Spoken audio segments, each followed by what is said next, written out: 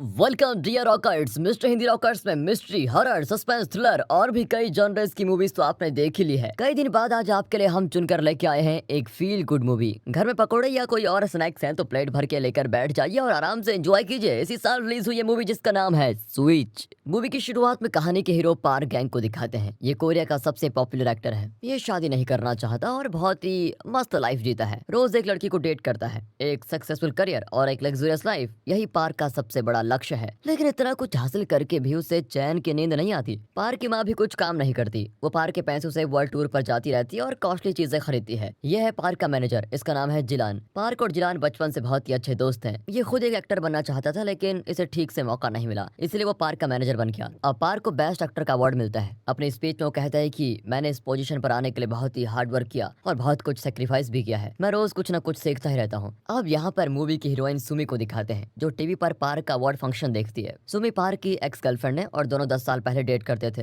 लेकिन किसी वजह से उनका ब्रेकअप हुआ और सुमी न्यूयॉर्क चली गई। वो आज ही वापस आई है। पार्क अपना अवार्ड लेकर घर लौट रहा होता है। जिलान अपने परिवार के साथ अब क्रिसमस सेलिब्रेट करना चाहता है, लेकिन पार्क उसको जबरदस्ती एक बार में लेके जाता है जहाँ वे कई साल पहले ड्रिंक करने जाते थे। जिलान कहता है कि उस ऑडिशन में अगर मैंने भी अच्छा परफॉर्म किया होता तो आज मैं भी तुम्हारे जैसा बड़ा एक्टर होता। खैर छोड़ो, लेकिन तुमने सुमी से ब्रेकअप ना किया होता तो आज तुम दोनों का परिवार होता, बच्चे होते, तुम दोनों बहुत खुश रहते। सुमी आज ही वापस आई है। ये सुनकर पार्क को याद आता है कि 10 साल पहले उसने अपने एक्टिंग करियर के लिए सुमी को कैसे ठुकरा दिया था, इसलिए सुमी न्यूयॉर्क चली गई थी। ये दोनों ड्रिंक्स करके बाहर आते हैं तो जिलान पार्क को एक टैक्सी में चढ़ाकर अपने घर चलाता है। टैक्सी ड्राइवर बहुत ही खुश होता है कि पार्क जैसा बड़ा एक्टर उसकी टैक्सी में आया है। वो पूछता है कि सर आपके पास सब कुछ है, मतलब आप बहुत ही खुश रहते होंगे, है ना? अब पार्क मायूस होकर जवाब देता है कि ऐसा नहीं है मेरे दोस्त, मुझे तो रातों की नींद तक नसीब नहीं होती। नींद आने के लिए मुझे ट्रीटमेंट लेना पड़ता है। सर तो क्या आपको अपनी लाइफ पसंद नहीं है? अगर अचानक आपकी लाइफ बदल जाए तो आप उसे मेरा क्रिसमस गिफ्ट समझ लेना, ठीक है? पार्क को उसकी बातें एकदम बेहुदा लगती है। अगली सुबह उसकी नींद खुलती है, लेकिन वो किसी और के घर में होता है और वो रात भर जमीन पे लेटा हुआ था। तभी दो छोटे बच्चे पापा उठ गए करके चिल्लाते हुए उसके पास आ जाते हैं। पार्क अपना सर पकड़ लेता है कि ये बच्चे कौन है। तभी सुमी वहाँ पर आती है। ये कहाँ से आ गए भाई यहाँ? वो बाहर भागकर अपनी कार अनलॉक करता है, लेकिन ये क्या? वो मेरी रोल्स रॉयस कहाँ गई और मेरी चाबी से ये डब्बा कार क्यों अनलॉक हो रही है? वो उसी डब्बा कार में बैठकर अपने हाई फाई लग्जरियस अपार्टमेंट में जाता है, लेकिन उसके पासवर्ड से फ्लैट का डोर खुलता ही नहीं। तभी अंदर से एक आदमी डोर खोलता है। पार्क पूछता है कि तुम इस फ्लैट में क्या कर रहे हो? अरे ये मेरा फ्लैट है, ये कहकर वो दरवाजा बंद करने जाता है। तभी पार्क उसको धक्का देकर अंदर जाता है। इतने में गार्ड्स आ जाते हैं। पार्क ने रियलाइज नहीं किया था कि अब उसकी लाइफ चेंज हो चुकी है, ये उसका फ्लैट है ही नहीं। वो उस घर की औरत से कहता है कि आपका हस्बैंड पागल है, आप तो समझदार है ना, मुझे पहचानी, मैं फेमस एक्टर पार्क गैंग हूँ। वो डर कर चिल्लाती है। घर का ओनर अपनी वाइफ पे शक करता है। मेरे पीठ पीछे इस आदमी से अफेयर कर लिया तुमने? अरे नहीं जी, ये तुम क्या कह रहे हो, मैं तो 100% पतिव्रता हूँ। कुछ ही सेकंड्स में पार्क एक परिवार को उजाड़ने वाला था, लेकिन लकीली पुलिस उसको पकड़कर स्टेशन में बिठा देती है। वहाँ भी वो पुलिस ऑफिसर को तंग करता है कि मुझे ध्यान से देखो, मैं सुपरस्टार पार्क गैंग हूँ। अरे बकवास मत करो, तुम और सुपरस्टार कभी नहीं। ये लो तुम्हारी वाइफ आ गई। पार्क चिढ़कर कहता है कि ये मेरी वाइफ है ही नहीं। ये सुनकर सुमी बड़ी दुखी हो जाती है। पुलिस ऑफिसर कहता है कि मुझे लगता है आपका पति का स्क्रू थोड़ा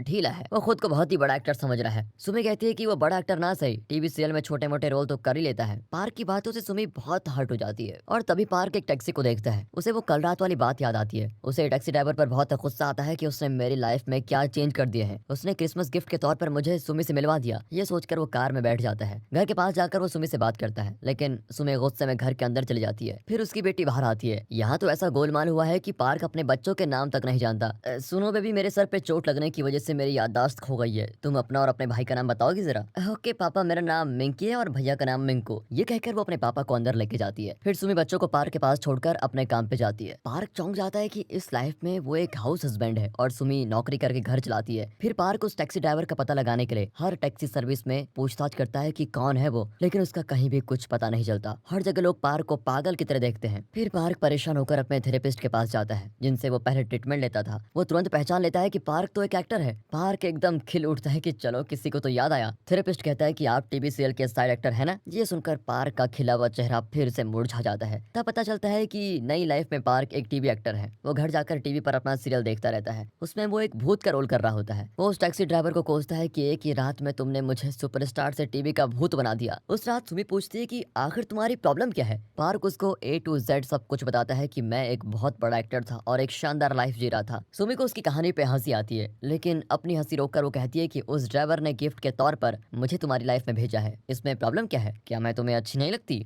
रात को सुमी उसके पास आकर सो जाती है। अब पार्क को सुमी के साथ बिताए हुए वो पल याद आते हैं और वो सुमी को टच करने जाता है, लेकिन तब शेरनी की दहाड़ सुनाई देती है। अरे ये तो खर्राटे मारकर सो रही है। ऐसे ही सुबह हो जाती है। दोनों बच्चे आकर उनके ऊपर लेट जाते हैं। मिंकी उसे बाल बनाने को कहती है तो मिंकू ड्रेस पहनाने को। इनका काम करते करते पार्क बहुत थक जाता है। अब पार्क एक टीवी सीरियल में एक्ट करने जाता है। उसे 5 सेकंड का एक छोटा सा रोल मिलता है। छोटे से रोल में मैं खुद को प्रूव करूंगा, ये सोचकर वो बहुत ही शानदार एक्टिंग करता है। लेकिन डायरेक्टर कहता है कि इस छोटे से रोल में ओवर एक्टिंग करोगे तो हीरो क्या करेगा बेटा, अपने दायरे में रहो समझे। ये कहकर वो पार्क इंसल्ट ही कर देता है। फिर वो दुखी होकर एक मूवी देखने जाता है, पर उस मूवी का हीरो जिलान है। पता चलता है कि आज कोरिया में यही टॉप का एक्टर है। भगवान की लीला भी अजीब है। ये सोचकर वो जिलान से मिलने जाता है। इतना बड़ा एक्टर होने के बावजूद जिलान बड़े प्यार से पार्क से मिलता है। दोनों एक रेस्टोरेंट जाकर अपनी पुरानी यादें ताजा करते हैं। जिलान बताता है कि 10 साल पहले हम दोनों एक ऑडिशन देने गए थे, लेकिन तुम बीच में ही एयरपोर्ट चले गए क्योंकि तुम्हारी गर्लफ्रेंड सुमी न्यूयॉर्क जाने वाली थी। तुम तो उसको लेने के लिए ऑडिशन छोड़कर एयरपोर्ट ही चले गए, इसलिए डायरेक्टर ने मुझे सिलेक्ट कर लिया और आज मैं इतना बड़ा एक्टर बन गया हूँ। लेकिन यार बड़ा होने से क्या होता है, मेरी कोई फैमिली तो है नहीं जिनके साथ मैं अपनी खुशी और गम बांट सकूं। पार्क समझ जाता है कि पिछली लाइफ में उसने अपने करियर के लिए सुमी को मिस कर दिया था,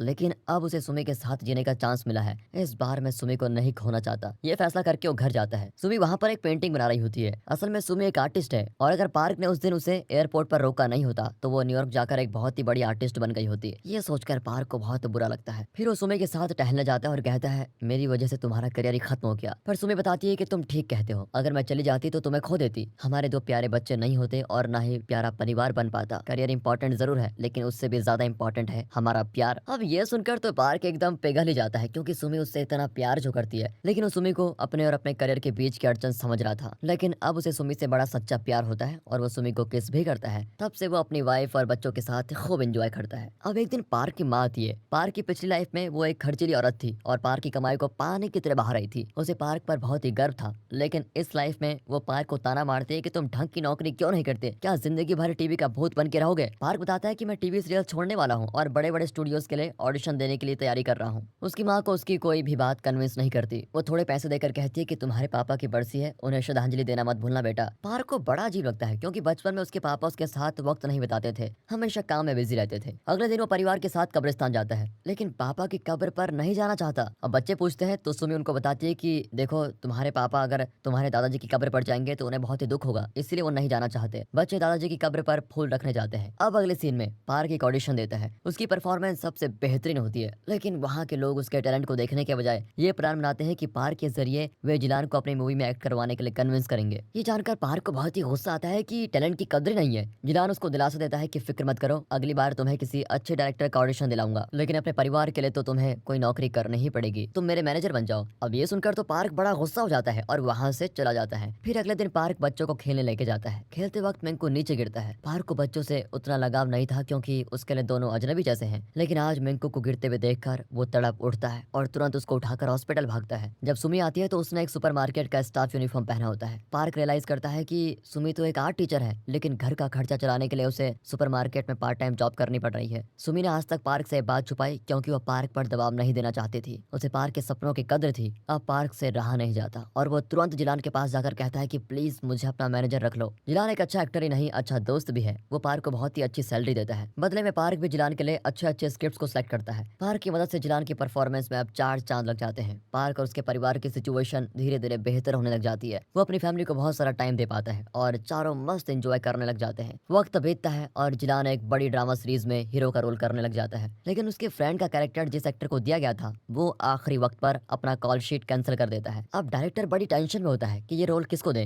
तभी जिलान पार्क का नाम सजेस्ट करता है। फिर डायरेक्टर पार्क का स्क्रीन टेस्ट लेकर उसका फर्स्ट शॉट देता है। एक ही शॉट में पार्क सबका दिल जीत लेता है और इस सीरीज में अपना रोल बखूबी निभाता है। सीरीज रिलीज होती है और पार्क के ढेर सारे फॉलोवर्स बन जाते हैं। अब उसे पैसों की कमी नहीं होती और उसकी लाइफ भी बहुत अच्छी चल रही होती है। एक दिन वो सुमी और बच्चों को बहुत बड़े रेस्टोरेंट में लेके जाता है। फिर उन्हें एक शानदार अपार्टमेंट में लेके जाता है और बताता है कि अब हम ये घर खरीदने वाले हैं। लेकिन सुमी को उसकी बात अच्छी नहीं लगती। वो पूछती है कि हमारे पुराने घर में क्या कमी है, क्या तुम्हें वो घर पसंद नहीं? जरूरत से ज्यादा पैसे पसारोगे तो और उन जरूरतों को पूरा करने के लिए और ज्यादा कमाना पड़ेगा, हमारी खुशी डूब जाएगी। इस पर पार्क ऊंची आवाज में बहस करता है कि यहाँ पहुँचने के लिए मैंने बहुत कुछ सेक्रीफाइस किया है। इनका झगड़ा देखकर बच्चे तो रो पड़ते हैं। पार्क और सुमी को बहुत बुरा लगता है कि बच्चों के सामने वे लड़ पड़े। फिर दोनों शांत हो जाते हैं। अब रात को पार्क को नींद नहीं आती, क्योंकि उसने आज बच्चों को रुला दिया। वो नहीं जानता कि मिक्को और मिंकी बचपन से कैसे दिखते थे। वो उनके कमरे में जाकर उनकी बचपन की फोटोज को बड़े चाव से देखता है। तभी सुमी वहाँ पर आती है और दोनों बाहर जाकर बैठ जाते हैं। जाते हैं। सुमी कहती है कि उस दिन तुम एक कहानी सुना रहे थे कि तुम एक बहुत बड़े एक्टर थे, बहुत धन दौलत थी तुम्हारे पास, वगैरह वगैरह। क्या तुम्हें वही लाइफ पसंद है? पार्क खुलकर कहता है कि पहले मुझे उस लाइफ से प्यार था, लेकिन जिस दिन मैंने तुम्हारे साथ, हमारे बच्चों के साथ रहना शुरू किया, तब से मुझे तुमसे और बच्चों से बहुत प्यार हो गया है। उस लाइफ में मेरे पास सब कुछ था, लेकिन मेरे पास एक फैमिली नहीं थी, मेरे पास प्यार नहीं था। मैंने कभी पीसफुल रहना सीखा ही नहीं, लेकिन अब देखो ना, मैं चैन से जी रहा हूँ। मेरे लिए तुम ही सब कुछ हो। उसकी इमोशनल बातें सुनकर सुमी खर्राटे भरकर सो जाती है। फिर क्या था, अगले दिन पार्क बच्चों के साथ मस्ती करने लगता है। जिलान और पार्क का सीरीज भी लगभग खत्म हो चुका है और पार्क ने अपने लिए एक अलग ही पहचान बना ली है। फाइनल एपिसोड के एंड में पार्क एक शानदार स्पीच भी देता है। यहाँ सुमी और बच्चे उसे फोन पर देखकर बहुत खुश होते हैं। उस सीरीज को कई अवार्ड्स मिलते हैं। बेस्ट एक्टर का अवार्ड जिलान को दिया जाता है।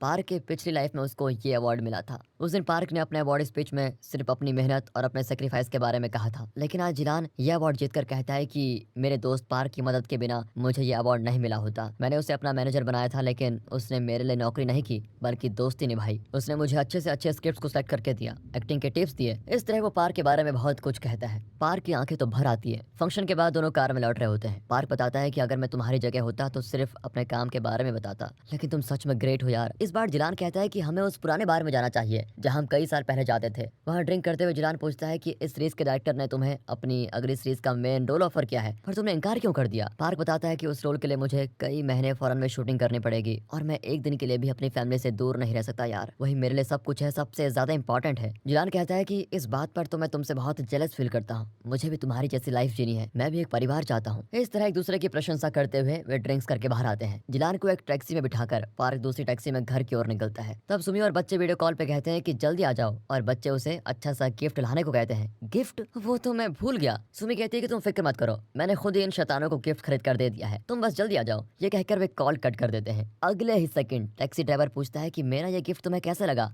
पसंद आया कि नहीं? ये सुनकर तो पार्क एकदम शॉकिंग रिएक्शन देता है। तो ये वही ड्राइवर है जिसने मुझे ये लाइफ गिफ्ट दी है। ड्राइवर कहता है कि तुम्हारी पुरानी लाइफ में लौटने का समय आ गया है। पार्क विनती करता है कि मैं इसी लाइफ में रहना चाहता हूँ, प्लीज अपनी हैप्पी फैमिली के साथ रहना चाहता हूँ। ड्राइवर कहता है कि मैंने भी काम के चक्कर में अपने बेटे के साथ टाइम बिताना जरूरी नहीं समझा, उसे मेरी जरूरत थी, ये भी मैं समझ नहीं सका। मैं तुम्हें यही बात समझाना चाहता था, इसलिए मैंने तुम्हें एक फैमिली लाइफ का एक्सपीरियंस गिफ्ट किया। अपनी फैमिली के साथ ये तुम्हारी आखिरी रात होगी। ये कहकर वो पार्क को उसके घर पर ड्रॉप करता है। अब पार्क को सूनापन घेर लेता है। घर जाते ही वो दोनों बच्चों को सीने से लगा लेता है। सभी बड़े खुश होते हैं, लेकिन पार्क रोता है क्योंकि कल सुबह उसकी लाइफ में ये सब कुछ नहीं होगा। सोने से पहले मिंकी कहती है कि पापा आज तो आपकी याददाश्त वापस आ गई है ना? हाँ बेबी, आज मुझे सब कुछ याद आ गया है। आई लव यू पापा कहकर वो सो जाती है। पार्क का तो दिल ही बैठ जाता है। सुमी उसको एक फोटो दिखाकर कहती है कि बचपन में तुम बिल्कुल मिंकू की तरह दिखते थे। तब हमें पता चलता है कि वो टैक्सी ड्राइवर पार्क के पापा ही थे। शायद उनकी आत्मा पार्क को उसके बचपन की खुशी लौटाना चाहती थी और वो पार्क को फैमिली की अहमियत बताना चाहते थे। रात को सुमी रोज की तरह उससे चिपक कर सो जाती है, लेकिन नींद में बड़बड़ाती है कि कल हम तुम्हारे फेवरेट रेस्टोरेंट में जाकर कुछ लंच करेंगे, ओके? लेकिन महंगा फूड ऑर्डर नहीं करेंगे, समझे? पार्क की तो आंखें भर जाती हैं कि ऐसा कुछ भी नहीं होने वाला। जब वो आंख खोलता है तो वो अपनी पुरानी लाइफ में होता है। वो एकदम मायूस बैठा होता है। तभी जिलान यानी कि उसका मैनेजर वहां आकर शूटिंग के लिए रेडी होने के लिए कहता है। पार्क पूछता है कि पिछले साल क्रिसमस के दिन तुम बता रहे थे कि सुमी यहाँ पर आई थी। अब जिलान चौंक जाता है कि पिछले साल नहीं भैया, वो तो मैंने कल रात बताया था। नशे में सब भूल गए थे क्या? सुमी एक आर्ट एग्जीबिशन के लिए आई है और आज वो वापस जा रही है। अगले ही सेकंड पार्क सुमी को देखने के लिए भागता है। आर्ट गैलरी में सुमी की कई पेंटिंग्स लगाई गई हैं। पार्क उसकी एक पेंटिंग को बहुत देर तक देखता रहता है। तभी सुमी आकर पूछती है कि तुम यहाँ कैसे आए? पार्क कोई जवाब नहीं दे पाता और पूछता है कि तुम्हें इस पेंटिंग का इंस्पिरेशन कहाँ से मिला?